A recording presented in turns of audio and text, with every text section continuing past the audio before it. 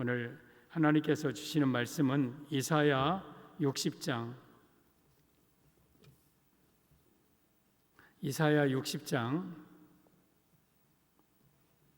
15절에서 22절까지 이사야 60장 구약 성경 1041쪽 이사야 60장 15절에서 22절까지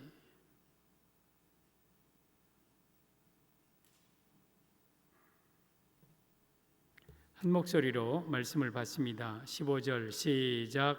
전에는 내가 버림을 당하며 미움을 당하였으므로 내게로 가는 자가 없었으나 이제는 내가 너를 영원한 아름다움과 대대의 기쁨이 되게 하리니 내가 이방 나라들의 젖을 빨며 무왕의 젖을 빨고 나 여호와는 내 구원자 내 구속자 야곱의 전능자인 줄 알리라.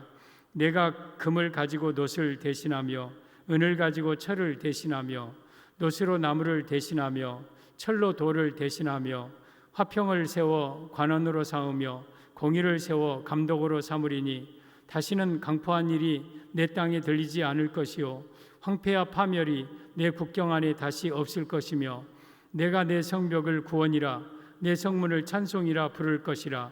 다시는 낮에 해가 내 빛이 되지 아니하며 달도 내게 빛을 비추지 않을 것이요 오직 여호와가 내게 영원한 빛이 되며 내 하나님이 내 영광이 되리니 다시는 내 해가 지지 아니하며 내 달이 물러가지 아니할 것은 여호와가 내 영원한 빛이 되고 내 슬픔의 날이 끝날 것임이라. 내 백성이 다 의롭게 되어 영원히 땅을 차지하리니 그들은 내가 심은 가지요 내가 손으로 만든 것으로서 나의 영광을 나타낼 것인즉 그 작은 자가 천명을 이루겠고 그 약한 자가 강국을 이룰 것이라. 때가 되면 나 여호와가 속히 이루리라. 아멘. 예수님의 은혜와 평강이 여러분에게 충만하기를 축원합니다. 예수님밖에 없습니다. 오직 예수님 붙들고 한 사람도 지옥 가지 않고 천국 가는 우리 성도들 되기를 바랍니다. 성부 하나님, 성자 예수님, 성령 하나님께 영광과 찬양을 세세무궁토록 돌릴지어다. 아멘. 삼위 하나님께만 영광을 돌립니다. 오늘도 저는 예수님 전하겠습니다. 오늘 말씀의 제목은 성도를 향한 하나님의 계획, 성도를 향한 하나님의 계획이라는 제목으로 말씀을 드리겠습니다. 본문은 이스라엘을 향한 하나님의 계획을 선포하고 있는 말씀입니다. 이스라엘이 죄악으로 말미암아 매우 힘든 시기를 보냅니다. 침략당하고 그리고 짓밟히고 버림당하고 그러한 힘든 이스라엘을 보내다가 하나님께서는 말씀하십니다. 이것이 너를 향한 나의 계획이다. 그리고 때가 되면 내 슬픔의 날이 이제 끝날 것이다. 내가 모든 고난을 다 제거해 주실 것이다. 이것 또한 너를 향한 하나님의 계획이다. 그리고 내 나라를 의롭게 하여서 내가 영원한 땅을 차지하게 할 것이다. 이것 또한 나 여호와 너를 향한 계획이다. 여러분, 이스라엘 백성들은 우리 성도를 가리킵니다. 성도가 때로는 짓밟히고 고난당하고 버림당하고 하는 것도 하나님의 계획이요.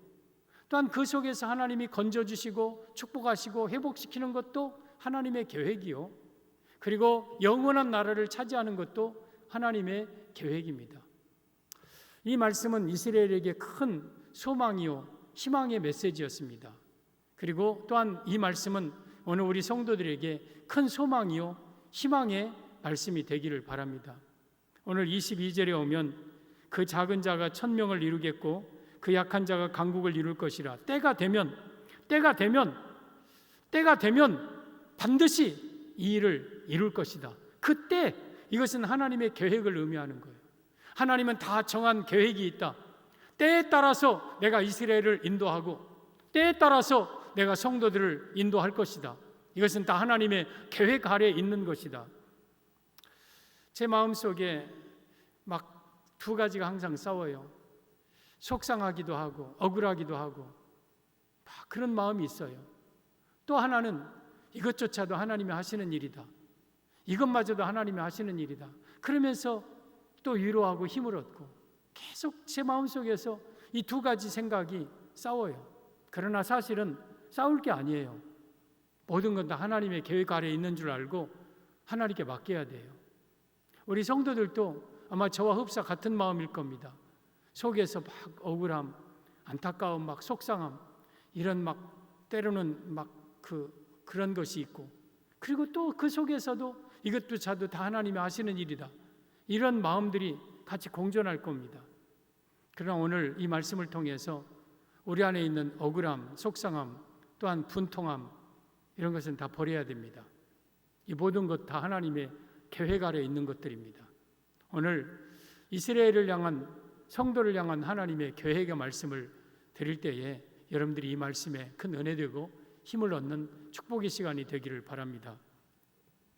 성도를 향한 하나님의 계획, 첫째, 전에는 버림과 미움을 당하였습니다. 15절에 오면 전에는 내가 버림을 당하며 미움을 당하였으므로 내게로 가는 자가 없었으나 이스라엘아, 네가 과거에는 버림당하고 미움당해서 너를 찾는 자도 없었고 다 너를 멸시했고 다 너를 천대하게 여겼다. 그러나 이것도 하나님의 계획이다. 이 말씀의 의미는 교회가, 성도가 핍박당하는 것도 하나님의 계획임을 의미합니다. 여러분, 우리 성도들이 미움당하고 버림당하는 것도 그게 우연이 아니라 하나님의 계획이에요. 계획. 이스라엘이 범죄하자 이스라엘을 하나님께서 핍박당하게 만들고 여러분 짓밟히게 만들었어요. 그것조차도 하나님의 계획이에요. 그게 우연이 아니에요. 여러분, 성도가 버림당하고 미움당하고 핍박당하고 박해당하고 이게 우연이 아니에요. 세상 사람들이 악해서가 아니라, 우리가 잘못돼서가 아니라, 이건 이상한 일이 아니라 당연한 거예요. 왜냐하면 이것은 하나님의 계획이에요. 계획. 하나님의 계획. 마가복음 13장 13절에 또 너희가 내 이름으로 말미암아 모든 사람에게 미움을 받을 것이라. 이게 하나님의 계획이에요. 그래서 우리는, 성도들은 사람들에게 미움을 받아야 돼요. 그리고 디모데후서 3장 12절에 무릇 그리스도 예수 안에서 경건하게 살고자 하는 자는 박해를 받으리라. 우리 교회가, 성도가 박해받는 건 이미 하나님이 말씀해 놓으신 계획대로 지금 가고 있는 거예요. 여러분, 바울이 율법의 의로는 흠이 없이 살은 분이에요. 깨끗하게 살았어요. 죄 짓지 않았어요, 바울은. 그럼에도 불구하고 고린도전서 4장 13절에 오면 내가 세상의 더러운 것과 만물의 찌꺼기가 되었도다. 바울은 세상 사람들이 바울을 더러운 사람으로 봤어요. 그리고 만물의 찌꺼기처럼 바울을 대했어요. 바울이 가면 바울을 미워했고 때렸고 바울을 침뱉었고 바울을 핍박했고 아주 바울을 버렸고 아주 만물의 찌꺼기 보듯이, 더러운 것 보듯이 바울을 봤어요. 이 바울이 잘못해서가 아니거든요. 바울이 예수님의 이름 때문에 핍박당하고 고난당한 거거든요. 그것도 하나님의 계획이고 하나님의 뜻이었어요. 베드로전서 2장 19절 이하에 보면 두 가지 고난이 나옵니다. 우리 성도는 두 가지 고난 중에서 한 가지를 받아야 됩니다. 보면 부당하게 고난을 받아도 하나님을 생각함으로 슬픔을 참으면 이는 아름다우나 이건 애매히 당하는 고난, 의를 위한 고난은 아름답다 그랬어요. 그러나 20절에 죄가 있어 매를 맞고 참으면 무슨 칭찬이 있으리요. 죄를 짓고 하나님 앞에 고난 당하는 것은 그건 쓸모없는 고난이에요. 그런 고난을 우리는 받아서는 안 돼요. 이건 징계예요. 책직이에요. 이것은 아무 칭찬도 없고 유익도 없다. 그러나 선을 행함으로 고난을 받고 참으면 이는 하나님 앞에 아름다운 거니라. 선을 행함으로, 의를 위하여서 예수님 때문에 핍박당하고 고난당하는 것은 이건 아름다운 고난이다.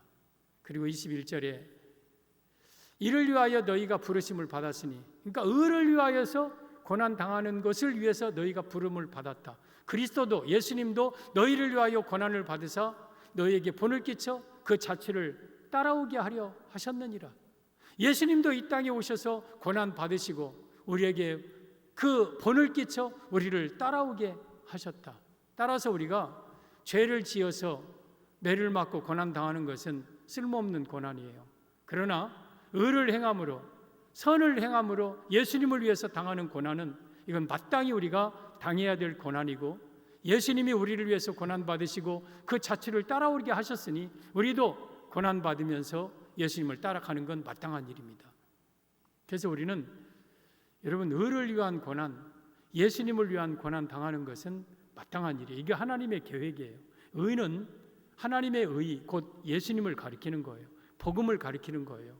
따라서 우리가 신앙생활하면서 예수님 때문에 당하는 고난, 복음을 위한 당하는 고난, 사람들에 의해서 예수님 때문에 미움당하고 버림당하고 핍박당하고 박해당하는 것은 억울한 일이 아니라, 이상한 일이 아니라, 그들을 미워할 일이 아니라 이건 하나님의 뜻이고 하나님의 계획이에요. 계획. 예수님도 이 땅에 오셔서 멸시와 천대를 다 당하셨죠. 수도 없이 많은 고난을 당하시고 버림당하시고 미움당하시고, 그런 그 고난을 예수님은 이 땅에 오셔서 당하셨어요. 그런데 그것도 하나님의 계획이에요. 예수님이 이 땅에 오셔서 대우받고 여러분 인정받고 존경받고 살았더라면 십자가에 못 하셨죠. 그러면 우리에게 구원이 없는 거죠. 예수님이 이 땅에 오셔서 짓밟히고 천대받고 박해받는 것은 하나님의 계획이었고, 그걸 통해서 우리의 구원을 이루신 거예요. 따라서 우리 성도들도 예수님을 위해서, 예수님의 이름 때문에 사람들이 여러분을 미워하고 핍박하고 박해하는 건, 그것은 하나님의 계획이에요. 여러분들이 사회생활하면서 예수 믿는다는 이유로 많이 미움 당하죠. 요즘 핍박 많이 받죠. 직장생활 할 때에 숨어서 예수님 믿는 것, 숨어서 믿습니까? 어떻습니까? 여러분 식사기도도 제대로 못하고 식사하고 그러지 않습니까? 사람들이 여러분들을 벌레 취급하고 교회 다니는 사람들을 마치 큰 중죄인 아니면 전염병 환자를 대하듯이 우리를 피하고 그러지 않습니까? 억울하죠. 당신들이 우리한테, 내가 당신들한테 잘못한 게 뭐가 있어? 당신들이 왜 우리를 그렇게 미워해? 막 억울하고 속상하죠. 그러나 그 이상한 일 아니라 하나님이 이미 말씀해 주신 뜻이고 그게 계획이에요. 우리 성도들이, 교회가 세상에 짓밟히고 핍박받는 건 하나님의 계획이에요. 그래서 그걸 억울해하지 마십시오. 이건 하나님의 계획이구나. 하나님의 뜻이 이루어지고 있구나. 누가복음 21장 24절에 오면 그들이 칼날에 죽임을 당하며 모든 이방에 사로잡혀 가겠고, 우리 예수 믿는 사람들이 마지막에는 더 심한 박해가 있습니다. 칼날에 죽임도 당하고 모든 이방에 사로잡혀도 가고 끌려도 가고, 그러면서 예루살렘은 이방인의 때가 차기까지 이방인에게 밟히리라. 그러니까 이방인의 때가 있어요. 그때까지 예루살렘은 밟히리라. 제 예루살렘은 교회를 가리키고 성도를 가리켜요. 바꿔 말하면 성도는 세상 사람들의 때가 차기까지 세상 사람들에게 밟히리라, 그 말이에요. 우리는 밟히게 돼 있어요. 교회는 세상 사람들에게 밟히게 돼 있어요. 그런데 언제까지 밟히냐? 이방인의 때가 있어요. 이방인의 때. 그러면서 이방인의 때는 언제냐? 이방인들이 활동할 만한 그 기간이 있어요. 그리고 이제 그 이후로 25절 이하에 보면 하늘에 1월 성신의 징조가 있겠고, 하늘의 징조가 있고 예수님이 재림하신다 그랬어요. 그러면서 그때가 되면 이방인의 때가 끝나요. 지금은 이방인의 때예요. 그래서 이방인의 때가 되니까 세상 사람들이 교회를 밟는 거예요. 예수 믿는 사람들을 발로 짓밟는 거예요. 그러나 이방인의 때가 차면 이제 하나님이 그들을 심판하죠. 하나님이 교회를 짓밟은 자들을 철저하게 다 심판하죠. 그래서 우리 교회는 짓밟히고 미움당하고 버림당하는 것은 이상한 일이 아니라 이건 하나님의 다 계획 아래 있는 일이다. 다니엘서 12장 7절에 오면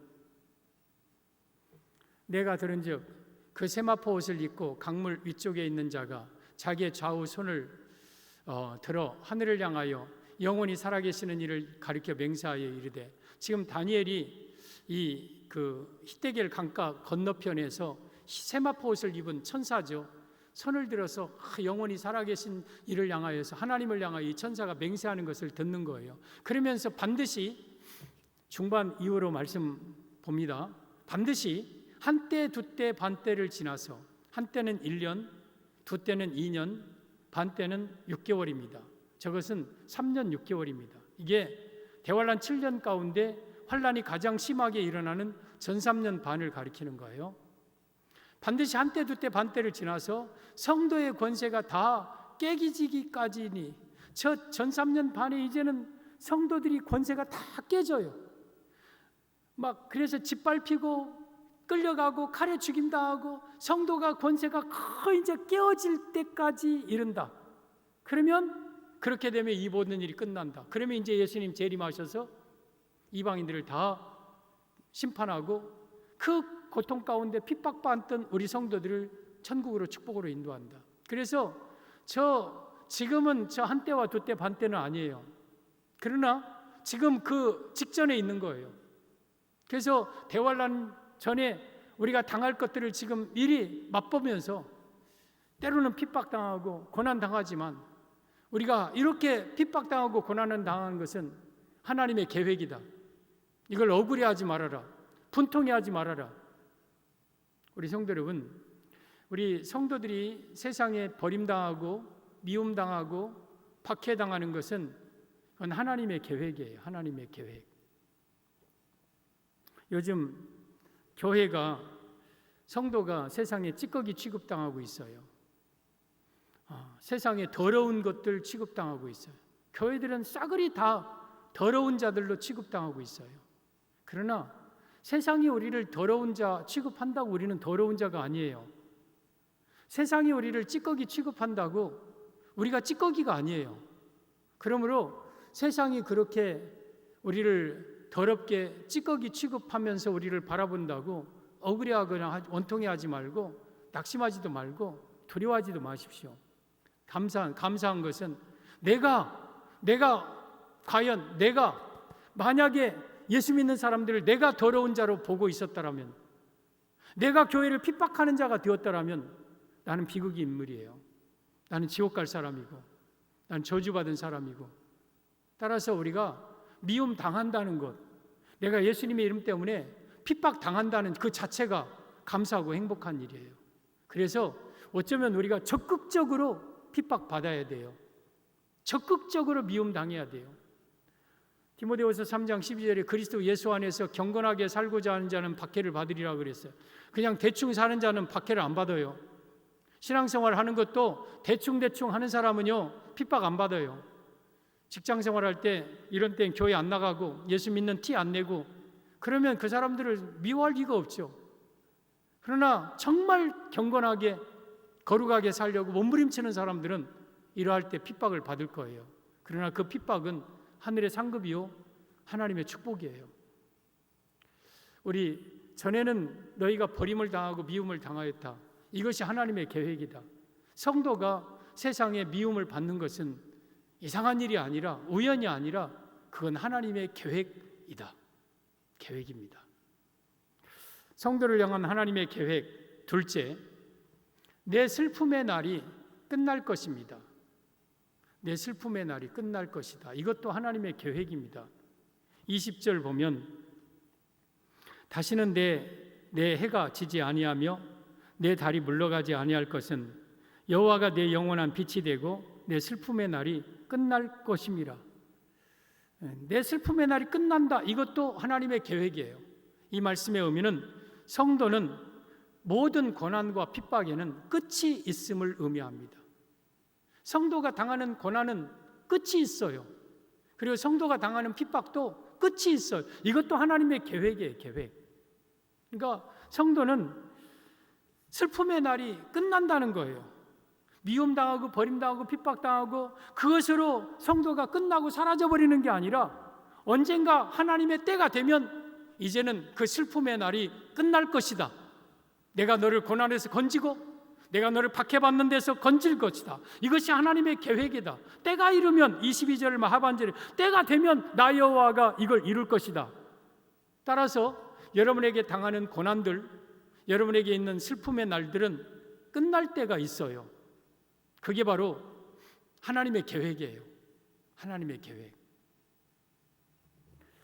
사랑하는 성도들, 우리가 끊임없이 핍박당하고 그대로 사라져버리고 끊임없이 고난당하고 그대로 이 고난 속에서 죽어가고 그런다면 우리 소망이 없는 거죠. 그러나 내 슬픔의 날이 끝날 것이다. 하나님이 분명하게 선언하셨어요. 하나님의 계획은 네가 고난당하다가 이방인의 때가 차면 이제는 너희는 더 이상 슬픔 당하지 않을 것이다. 오늘 18절에도 오면 다시는 강포한 일이 내 땅에 들리지 않을 것이요 황폐와 파멸이 내 국경 안에 다시 없을 것이며 내가 내 성벽을 구원이라 내 성문을 찬송이라 부를 것이라. 다시는 강포한 일이나 황폐나 파멸이 너희 안에 없을 것이다. 이런 모든 것들을 내가 다 물리쳐주고 너의 슬픔을 끝나게 할 것이다. 너의 고난을 이제는 끝나게 할 것이다. 이것이 나 여호와의 너를 향한 계획이다. 이사야 54장 13절에도 이렇게 말씀하십니다. 보면 다시는 이 강포가 내게서 물러갈 것이며 학대와 내게서 멀어질 것인즉 내가 두려워하지 않을 것이라. 이것이 이사야 54장 14절입니다. 여러분, 우리에게 있어서 다시는 강포나 학대나 공포나 이런 것들이 내게서 다 물러갈 것이다. 이런 것들을 다 내가 물리쳐 줄 것이다. 이것이 너를 향한 하나님의 계획이다. 우리 사랑하는 성도 여러분, 하나님은요, 여러분에게 당하는 학대와 공포, 그리고 여러분에게 당하는 미움과 버림당한 것, 이런 슬픔의 날, 이것이 끝날 때가 있어요. 그러니까 그때까지는 예수님이 참으셨듯이 우리도 참고 견뎌야 돼요. 요즘 제가 목사님들하고 문자하거나 전화할 때 자주 하는 말이 있어요. 조금만 더 견딥시다. 잘 버팁시다. 그냥 버텨나갑시다. 끝까지 참읍시다. 이런 말을 참 많이 해요. 조금만 더 견딥시다. 힘들어도 조금만 버팁시다. 이겨냅시다. 여러분, 우리가 언제까지 참아야 될지는 모르지만 예수님 재림할 때 이 말, 그 대환란 중반에 예수님 재림하면 그때는 우리는 더 이상 참고 견디고 버틸 필요가 없어요. 그때는 이제는 모든 슬픔과 고난이 이제는 끝날 때가 오는 거예요. 여러분, 성도가 신앙생활하면서 억울할 때도 많이 있고 분노가 치밀 때도 많이 있고 하지만 그때마다 예수님을 생각하세요. 예수님 얼마나 억울하셨을까? 예수님 얼마나 정말 분통이 터지셨을까? 하나님이시면서 피조물 조물주이신 하나님이 구원하기 위해서 자기 땅에 왔는데 자기 백성 영접하지 아니하고 오히려 미워하고 천대하고 십자가에 못 박고 그런 할 때 얼마나 예수님은 억울하셨을까? 그리고 무덤에까지 내려가셨어요. 그 예수님이 얼마나 고통스러우셨을까? 그러나 이제는 부활로 끝나는 거예요. 슬픔의 날이 끝났어요. 예수님이 3일 만에 부활하시고 승천하시고 그리고 하나님 우편에 계시다가 다시 오시는 이제 예수님의 슬픔의 날은 끝나는 거예요. 여러분, 우리도 마찬가지예요. 성도들도 때로는 조롱당하고 핍박당하고 고난당하고 예수 믿는 거 숨어서 믿고 정말 이제는 어디서든지 예배도 제대로 못 드리고 어떤 분이 그러더라고요. 가정 신방에서 가정 예배 드렸다고 하니까 지금 위아래층에서 그런 거 그냥 가만두냐고. 아니, 가정에서 자기 집에서 예배 드리는 것도 누가 뭐라고 하면 그건 공산주의지 그걸 누가 뭐라고 하냐고. 그랬더니 지금은 이제 어디서 예배 드리면 이제 사람들이 싫어하고 제재당하고 그런 시대가 왔다. 여러분, 하나님 앞에 예배 드리는 것마저도 제약받는 시대. 이건 하나님의 소관이고 정말 누구도 침범할 수 없었던 그 문제까지도 이제는 제약당하는 이 시대가 오늘날의 시대예요. 그런데 우리 예수님이 십자가의 죽으심으로 고난이 끝나셨듯이 우리도 예수님 재림으로 슬픔의 날이 끝날 때가 와요. 우리 모든 고난이 다 끝날 때가 옵니다. 예수님 재림하면 이제 더 이상 우리의 핍박과 조롱과 아픔은 당하지 않을 겁니다. 그때 우리의 눈물 닦아주시면서 수고했다고, 신앙 지키느라고, 예수님에 대한 믿음 지키느라고 고생했다고 위로해 주실 것입니다. 그때까지는 우리가 참아야 돼요. 그때까지는 더 큰 핍박과 아픔이 와도 우리는 견뎌내야 됩니다. 말라기 4장 1절 만군의 여호와가 이르노라 보라 용광로 불같은 날이 이르니 그 날은 재림 직전에 있는 대환란이에요. 불에 타서 풀어지고 물질이 뜨거운 불에 풀어지고 막 이런 것들. 그때 교만한 자와 악을 행하는 자가 다 지푸라기가 될 것이라. 이 악인들, 예수 믿는 사람들을 핍박하고 미워했던 자들이 그때는 다 지푸라기처럼 다 타버릴 것이다. 그 이른 날이 그들을 살라, 재림의 날이 그들을 살라 그 뿌리와 가지를 남기지 아니할 것이래. 완전히 심판당할 것을 말씀하죠. 완전히 하나님은 심판하십니다, 이 세상을. 그리고 2절에 내 이름을 경외하는 너에게는 끝까지 우리가 그 핍박 속에서도 하나님을 경외하고 예수님을 붙들던 우리에게는 공의로운 해가 떠올라서 치료하는 광선을 비추리니 너희가 나가서 외양간에서 나온 송아지같이 뛰리라. 이것은 물론 육적인 질병을 치유하는 내용도 있지만 재림 때를 말씀하고 있는 말라기 4장은 그래서 끝까지 신앙 지킨 자들에게는 치료하는 광선을 비추어서 우리의 모든 연약한 부분을 다 치료해 주시고 외양간에서 나온 소가지가 펄쩍펄쩍 뛴다는 것은 천국에서 기쁨으로 우리 성도들이 살아갈 것을 은유적으로 표현한 거예요. 천국에서 그 영광의 나라에서 우리가 살아갈 것이다. 그리고 3절에 또 너희가 악인을 밟을 것이니 그들이 내가 정한 날에 재림 날에 너희 발바닥 밑에 재와 같으리라. 우리를 핍박하고 우리를 멸시하고 천대했던 자들 우리 발바닥 밑에 재와 같이 우리가 밟을 것이다. 그들을 심판할 것이다. 그러니 그날이 되기까지는 참고 인내하고 견뎌라. 버텨라. 사랑하는 성도 여러분, 마지막 우리 슬픔의 날이 끝나는 날은 예수님의 재림날이에요. 재림날이면 그때 이제 우리의 슬픔의 날이 다 끝납니다. 그리고 정말 영광의 나라에서 보상받을 것이고 위로받을 것입니다. 그리고 또한 여러분이 이 세상을 개인적으로 떠나는 그날은 슬픔의 날이 끝나는 날이에요. 그래서 내가 이 세상을 개인적으로 이제 내 영혼을 거두실 때 그때는 이제는 더 이상 슬픔이 없어요. 더 이상 내 인생에 미움당하고 버림당하고 찌꺼기 취급당할 이유도 없고 그래서 천국에서 보상을 받고 위로를 받는 거예요. 이것이 하나님의 계획이에요. 우리가 핍박받는 것도 하나님의 계획이고 그 핍박이 슬픔의 날이 끝날 때 것도 하나님의 계획이에요. 하나님의 때에 하나님은 반드시 이루어 주셔요. 성도를 향한 하나님의 계획 셋째, 의롭게 되어 영원한 땅을 차지하게 하십니다. 의롭게 되어 영원한 땅을 차지하게 하신다. 21절이죠. 내 백성이 다 의롭게 되어 영원한 땅을 차지하게 하리니 그들은 내가 심은 가지요 내가 손으로 만든 것으로서 나의 영광을 나타낼 것인즉. 그러니까 내 백성이 의롭게 되어 영원한 땅을 차지한다. 그것은 천국을 말하죠. 그래서 이 말씀의 의미는 성도가 천국 기업을 영원히 누리게 하시는 것이 하나님의 계획임을 의미합니다. 사랑하는 성도 여러분, 우리가 현재 당하는 고난과 핍박을 잘 이기면 예수님 재림에서 슬픔의 날이 끝납니다. 그리고 우리를 의롭게 만들어서 영화롭게 하여서 영원한 땅 천국으로 들어가게 하십니다. 이것이 바로 하나님의 계획이고 이 때가 되면 이것을 반드시 이룰 것이다. 하나님의 때가 있다는 것이에요. 그래서 우리는 천국에서 영원히 영광 가운데 살 것이에요. 이것이 하나님의 계획이에요. 17절에 보면 19절에 보면 다시는 낮의 해가 내 빛이 되지 아니하며 달도 내게 빛을 비추지 아니할 것이요 오직 여호와가 내 영원한 빛이 되며 내 하나님이 내 영광이 되리니. 지금 태양은 나중에 불타버릴 것들이에요. 달도 별도 다 불타버릴 거예요.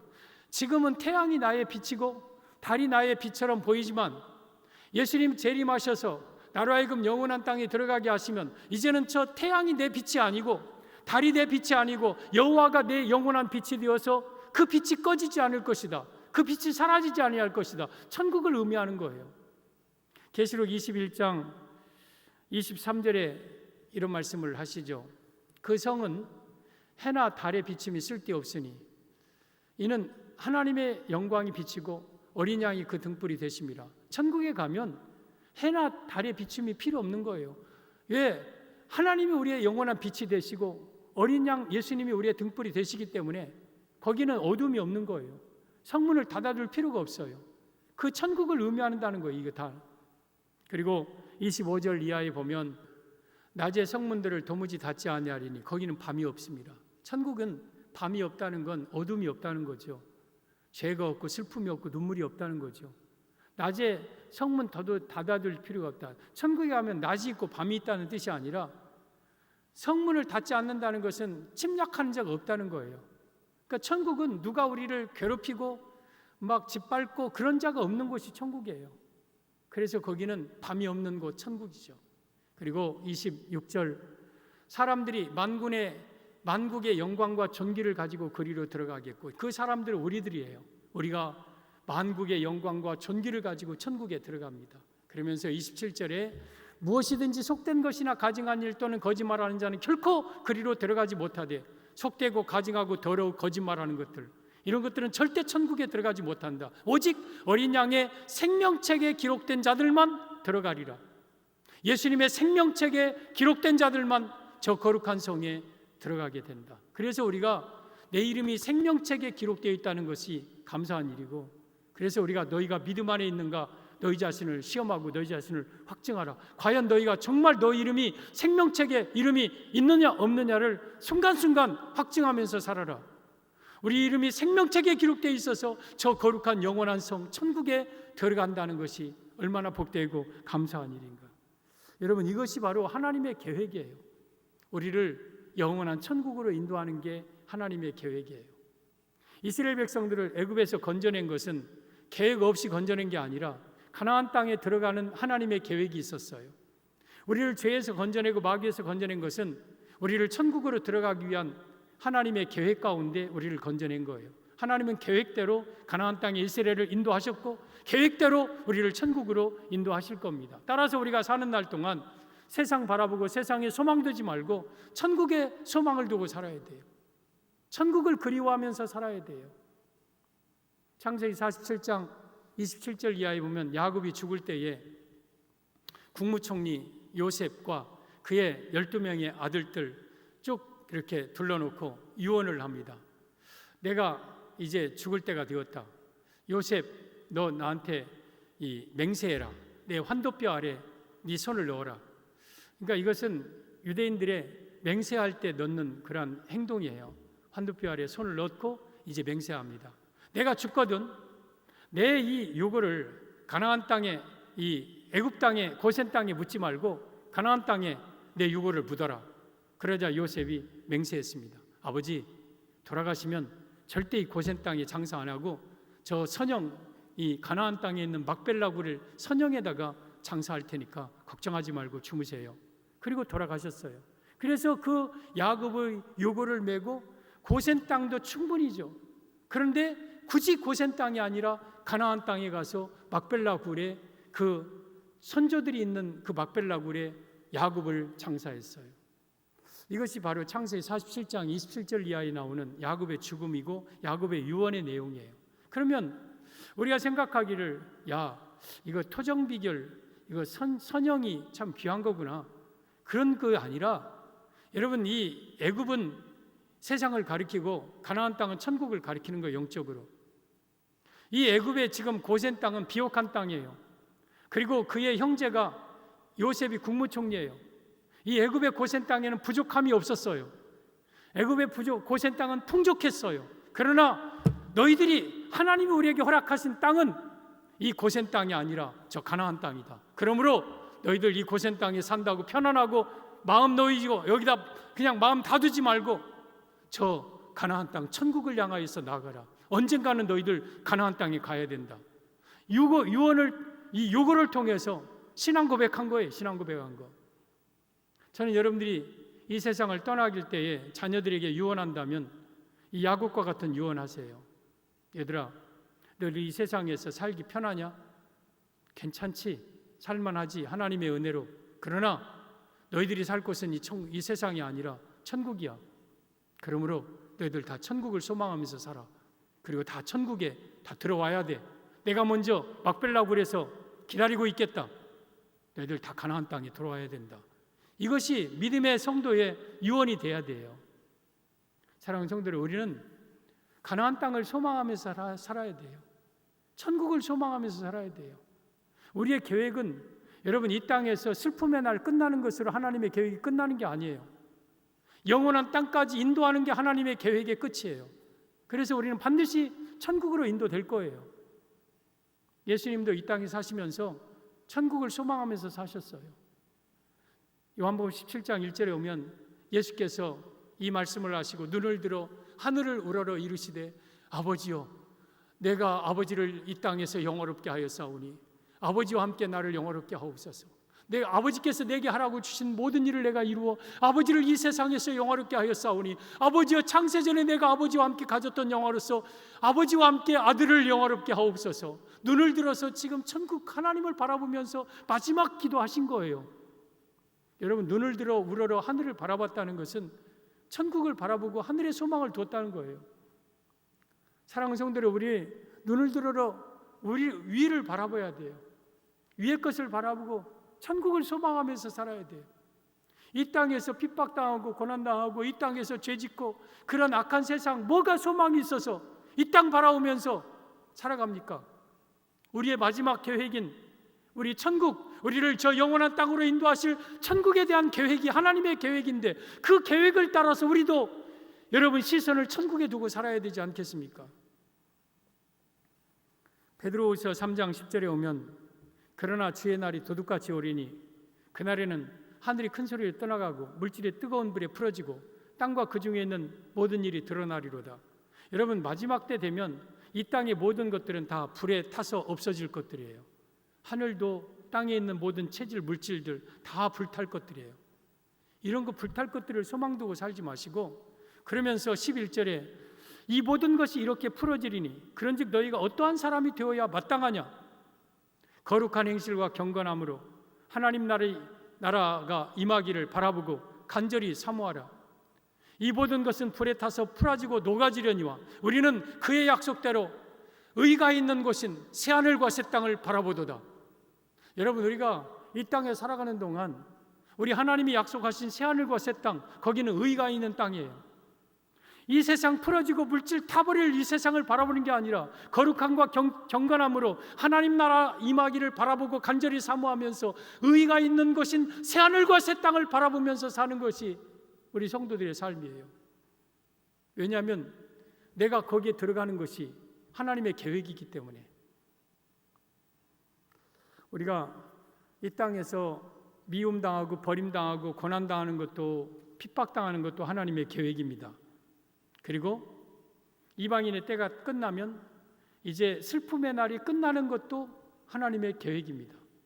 우리는 더 이상 영원히 핍박당하는 산자가 아니가 예수님 재림하면 이제는 우리는 정말 모든 핍박당하는 자들이 짓밟히는 것, 진노당하는 것을 눈으로 볼 겁니다. 그리고 우리 거룩하게 되어서 새하늘과 새 땅에 천국에 들어가서 사는 것도 하나님의 계획입니다. 따라서 우리는 하나님의 계획을 따라서 지금 살고 있는 거예요. 지금은 2단계가 아니라 1단계입니다. 전에는 버림당하고 미움당하는 단계입니다. 그러나 머지않아 슬픔의 날이 끝날 겁니다. 그리고 그날에 우리가 영원한 천국에 들어가서 영광의 나라에서 영원히 살 것입니다. 이것이 바로 하나님의 우리를 향한 계획입니다. 이 말씀을 붙들고 여러분들이 때로는 힘들고 어렵고 정말 속상하고 억울하지만 잘 이겨내시고 슬픔의 날이 끝날 때 영원한 천국으로 모두 들어가는 우리 온 성도들 되기를 예수님의 이름으로 축복합니다.